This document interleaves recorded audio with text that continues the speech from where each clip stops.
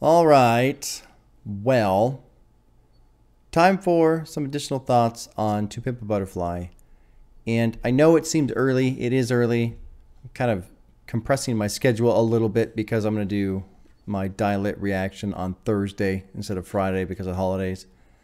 And, you know, I was thinking, yeah, it's early and I haven't had enough time to process this album.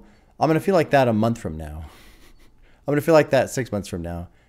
So I figured, okay, let's just do it, get it out of the way. And then the other thing too is that for those of you who caught the one little video where I was talking about I want to start something in addition to music reactions, that being conversations with the community where, you know, I just get a person, one of you, to have a conversation about whatever. I have my first guest lined up. We don't have a schedule yet on when we're going to do it, but I got a person. And we're going to talk about this album. So he wrote a paper about this album for one of the courses that he was taking.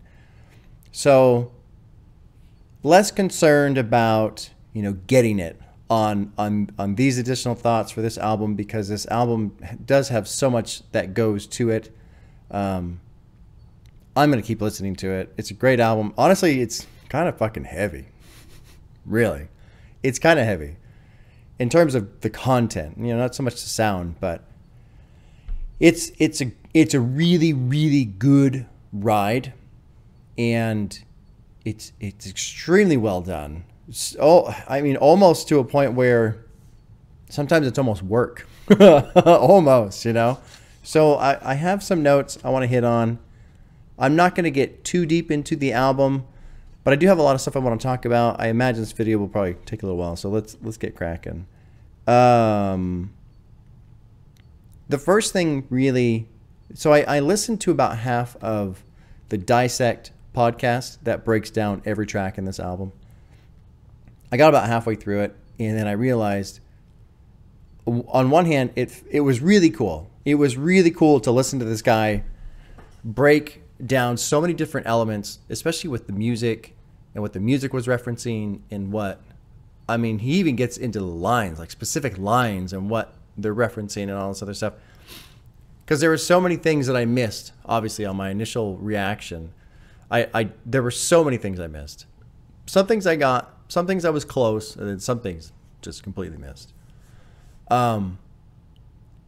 But listening to that podcast and having him really break down this album and everything that's happening inside of every track, it made me realize how unbelievably deliberate this whole album is. For example, on King Kunta, track 3, when it starts picking up, I think 10 seconds in, there's this little shout off to the side of somebody going, oh shit, K-Dot's batting the hood.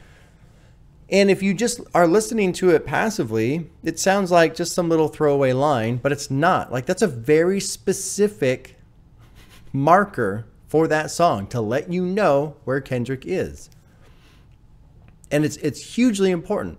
Hugely important. To me, it gives so much context. And this whole album is filled with all these simple little lines that are here and there that bring in a huge amount of context that if you miss it, it's hard to follow.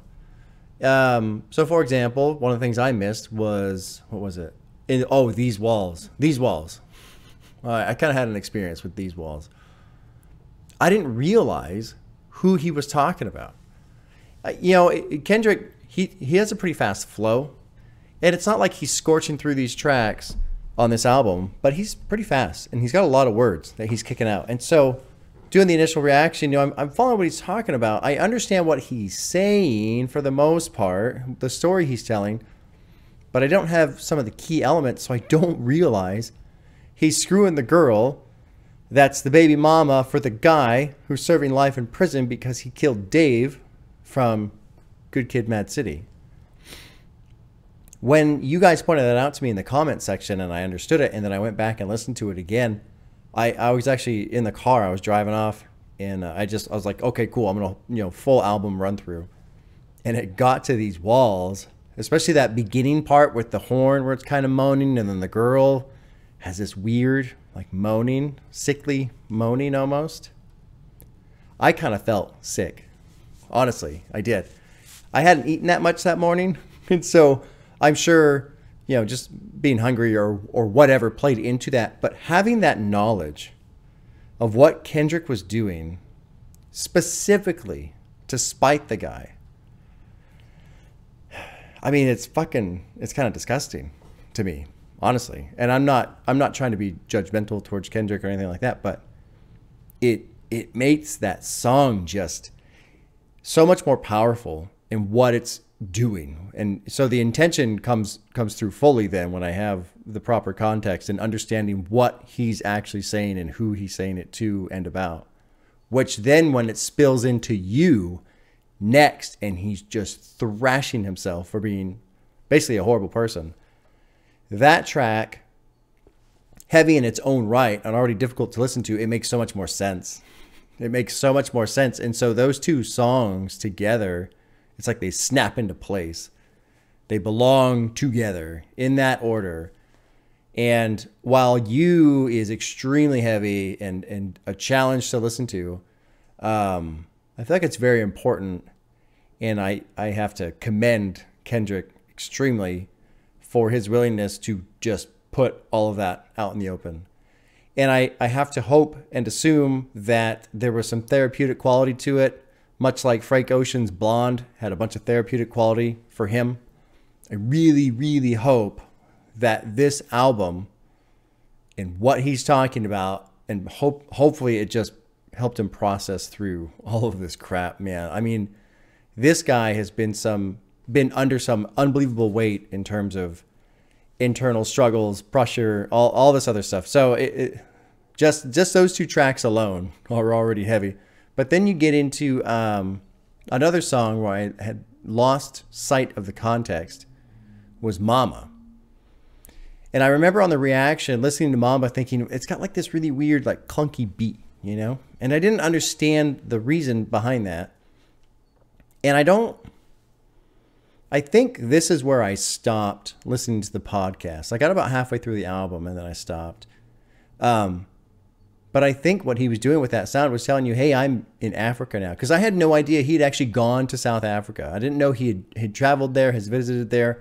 I was watching, oh no, it must have been Dissect, where he said apparently Kendrick had a whole bunch of material that he then threw aside to basically redo the album, which I assume is where Untitled comes from, Untitled Unmastered. I don't know.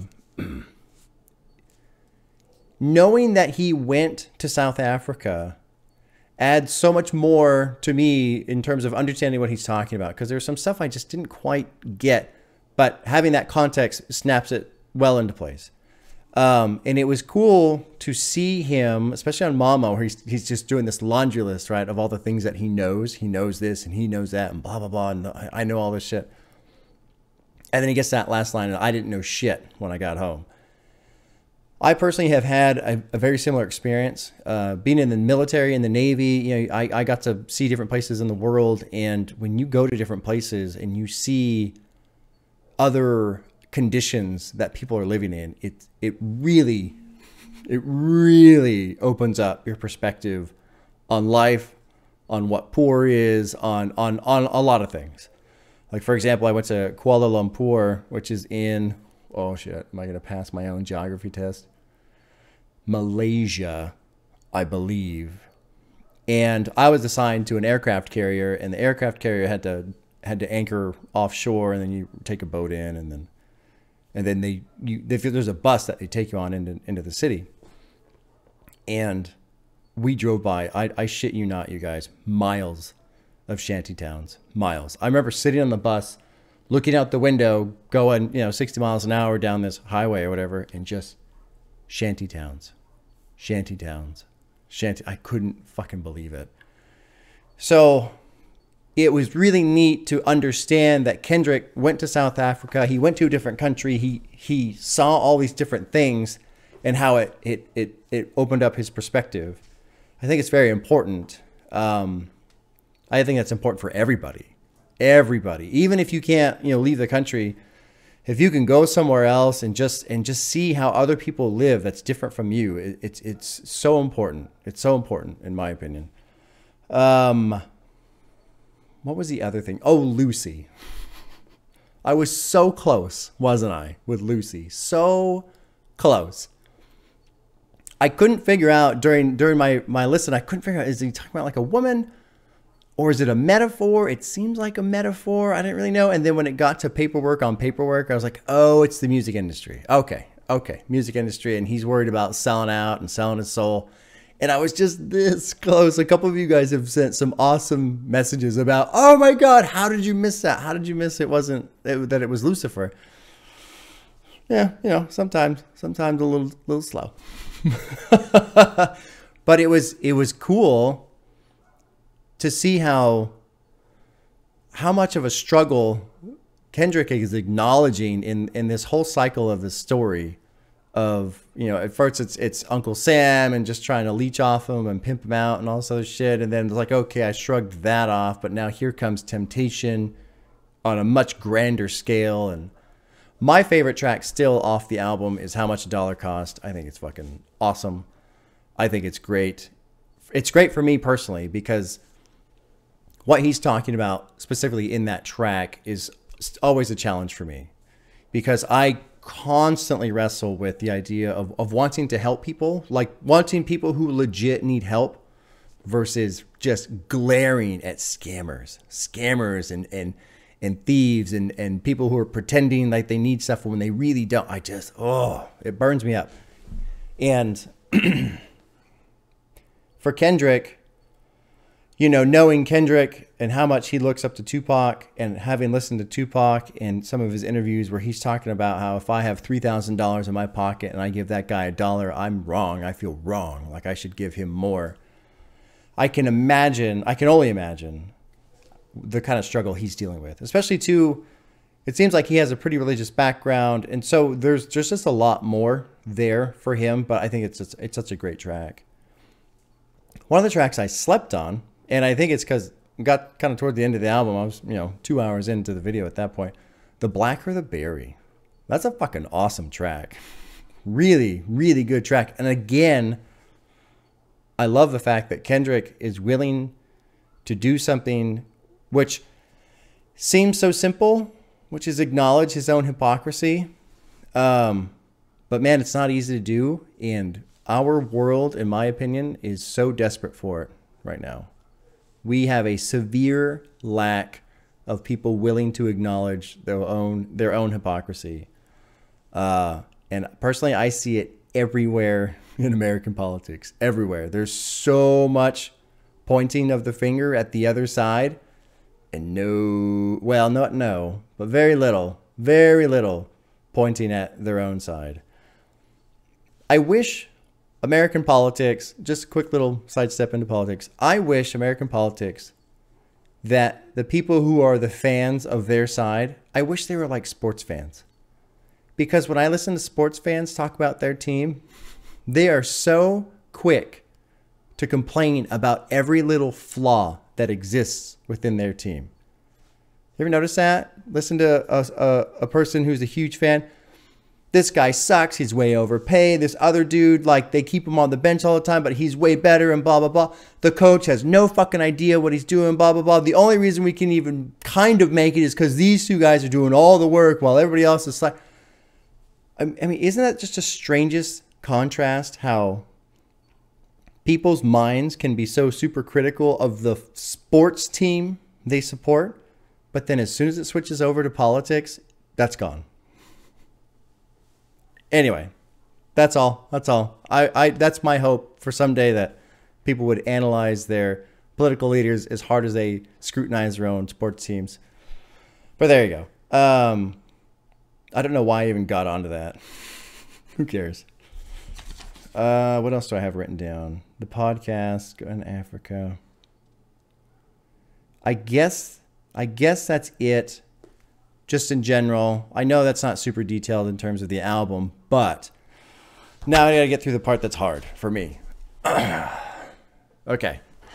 So at the end, first of all, it was really nice to see everybody commenting how they had the same experience I did, where they were just speechless at the end. I kept drinking water because my throat was tightening up like it is now. Because the way Kendrick concludes, fuck, man, I can do this. I can do this. I can do this. The way he closes out the album, the way he ends Mortal Man with him calling out to Pac, and then the music just stops. I mean, it just comes right back. God damn, dude. It's so powerful. And so the reason why it's so powerful to me, and thank God, I took the time to go listen to some Tupac, Me Against the World, and thank God I took the time to listen to a bunch of his interviews so I could understand Tupac and I can get all my bullshit about him out of my head. All those misconceptions, all those lies, everything I thought about him was wrong. Wrong. Because if I had not done that, the end would have been like, oh, I guess he was like a pretend interview with, like, I wouldn't have got it. I would have missed it completely. So thank you guys for letting me know, hey, you got to listen to Tupac first. There's a band I really like, Mastodon. They're a heavy metal band, great band, been around for a while.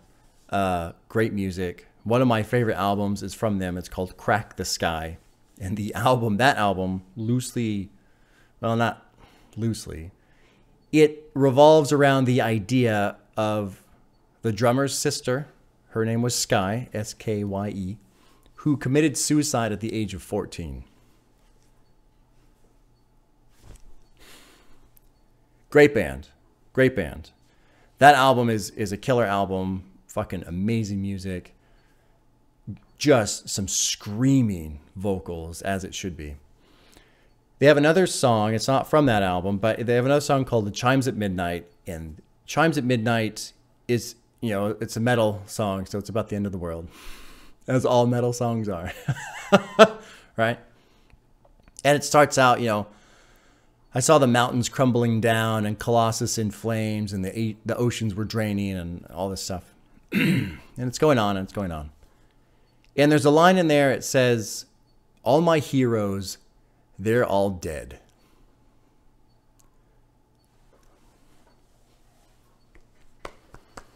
And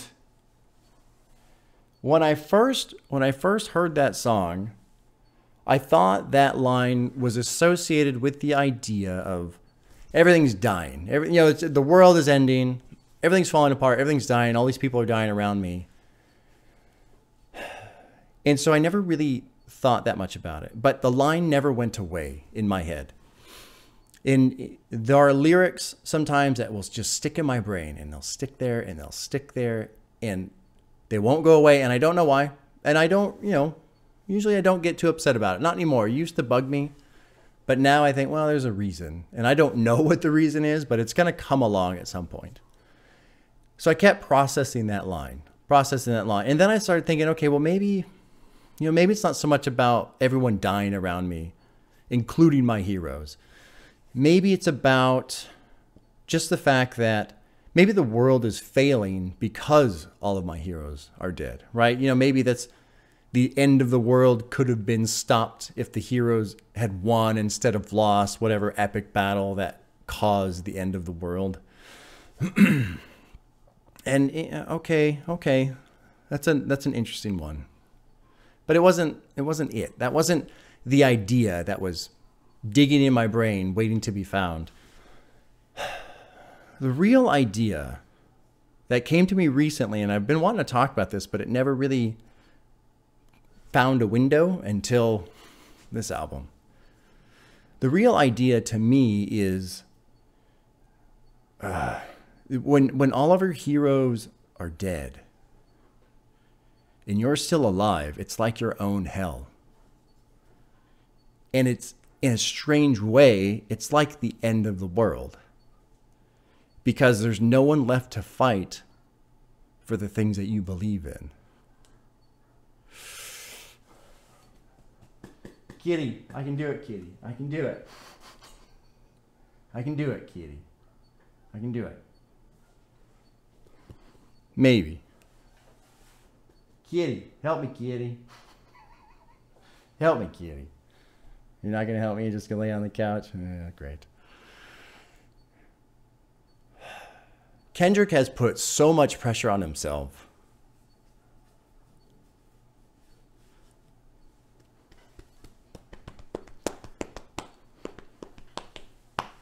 Especially in you.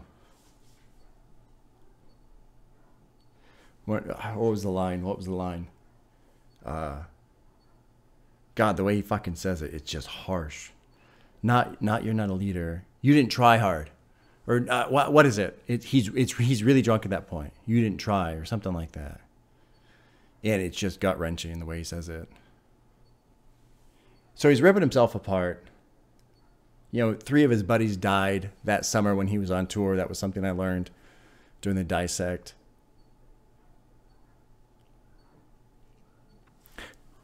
Trying to get to my point. Very difficult. When he ends the track, Mortal Man, when he says Pac, he yells out the name 3 times and then everything just stops, right? Everything stops. You know Pac's dead.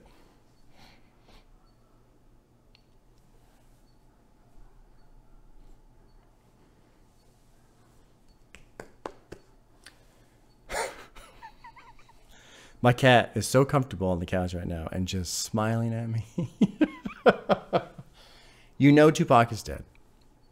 Dead. He's gone. And while that doesn't impact me personally that much, because I've only recently come to appreciate Tupac, you know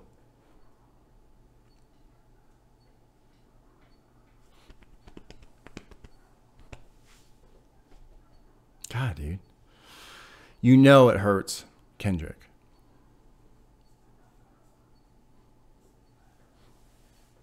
So, Kendrick's hero is dead.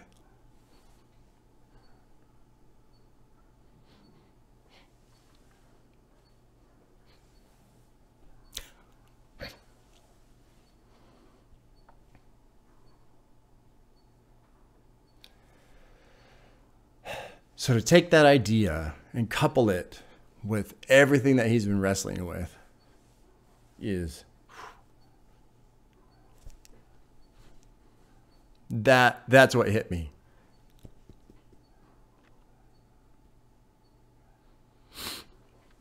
I'm gonna pause real quick.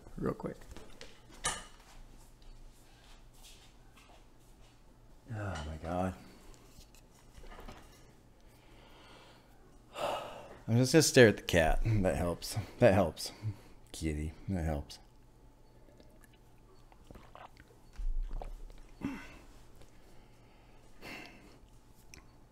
You know, I have no idea what it's like to come from what Kendrick came from. And then not only to come from it against all odds and succeed like so few have. And then to turn around and to be such an incredible voice to describe what that world is like in Good Kid, Mad City, and try to create something for people to follow, some sort of light, some sort of beacon for people to follow, people who are in his footsteps or in his shoes. And then to try so hard and to succeed and make it and maybe find a moment of jubilance, relief, confirmation, and then to feel like you're a complete fucking failure because your teenage sister's pregnant, 3 of your buddies died, you couldn't do anything about it, and to tear yourself apart and feel like maybe it's all worthless, maybe it's nothing, and then to maybe even come out of that and survive that and go, okay, I'm okay. And then you come back home and the track I listened to the singles version. I like the singles version more because it's just a full track. It doesn't have that skit of the argument in the crowd. And I like the skit. I think it makes sense. That track threw me off too during the reaction, but I understand it more now. And then to finally kind of crest that mountain of just 25 fucking years of struggle, 25 years of everything's against you, odds, statistics, the world, just everything. And you want to thank the guy who brought you there, and he's gone.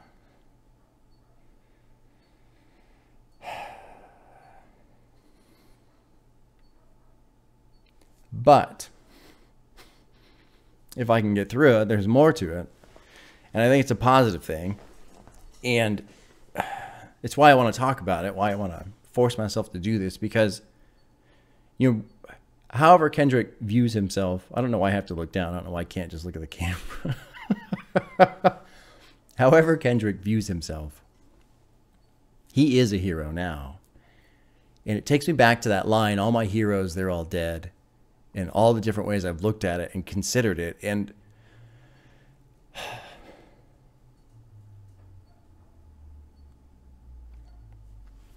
well, you know, I'm 41, and as you know, I'm not old. I don't consider myself to be old, but I'm sliding that way. As you grow a little older, and you know, this is probably almost a privilege for me compared to people from the inner city who see their friends and family members and idols fucking killed constantly. But it's a fact that as we all grow older, our heroes will die. They will die. And it's not as, you know, gloomy as I'm making it sound right now. Because what they did will still survive. It still stands. But what they fought for, that torch that they carried, it gets set down. And somebody's got to pick it back up. Somebody. I don't think that Kendrick is Tupac in the sense of, you know, picking up his fight, because from what I've come to learn about Tupac wanted to do some pretty interesting things, uniting East and West Coast, and he had some really big ideas. And who knows if he would have pulled it off. He sure as hell would have tried. That's for sure.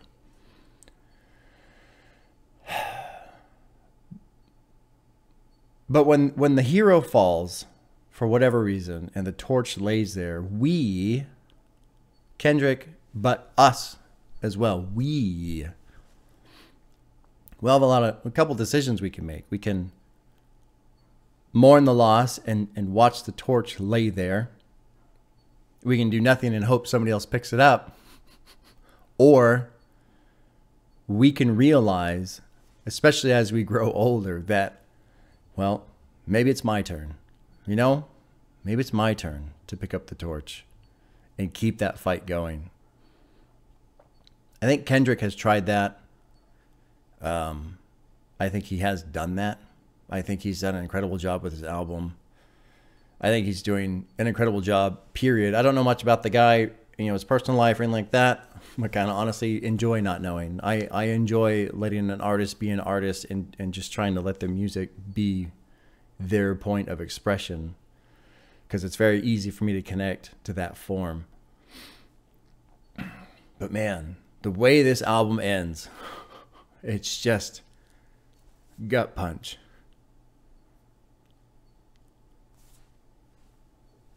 There you go.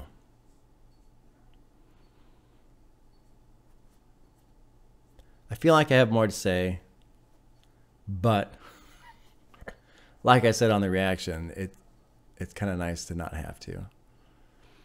This is one of those rare pieces of music where the music really it does speak entirely for itself. It stands on its own two legs with ease, and to try and add to it, to speak to it, to further explain it, in my opinion, detracts from the album. There's no reason to.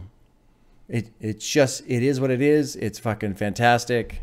In a way, it's almost too heavy to listen to sometimes. This is heavy content. It is an incredible journey. the metaphor of the caterpillar to the butterfly, and it being broken up into 4 acts, and the transition that exists within the album. It's incredible. So there you go. That's what was really going through my mind at the end of the album, when I just couldn't fucking say it, and I still can barely say it, man. It's just one of those things. All my heroes, they're all dead. But they don't have to stay dead. And really, that's, I guess I want to conclude with that. We don't have to let them stay dead. We can pick them up and carry the torch. And maybe, you know what? You know, I'm not saying we're all going to be the next Tupac or anything like that, but I've said before in other videos, we have no idea the influence we have on other people. We really don't. I've been surprised in my life by things that people have said that I didn't even know. Sometimes they mention things I didn't even realize I had done. And it's not like some big act, but it's just so simple things. Just the littlest things sometimes. It changes somebody's day completely. And sometimes that's all they need. That's all they need, is just those simple little things. When at my previous job, I used to have this idea in my head, because I was kind of a supervisor. And I would just think to myself, you know, if I can make these guys' day just a little bit easier, not a lot, you know, we're all here, we're all working, we're all busy, but if somehow, you know, I can just make this guy's life a little bit easier today, that's what I'll try and do, you know, and it all adds up. And not to say that I'm a hero, but I'm trying to convey the idea that we all have an ability to have positive impacts on other people's lives. We all do, all of us, whether we like it or not. And it's sometimes it feels like a unfair weight. You know, why should it be me that has to make the world better? You know, why do I have to clean this shit up? But you either pick up the torch or you don't. And if you don't, your hero stays dead. All right. That's good.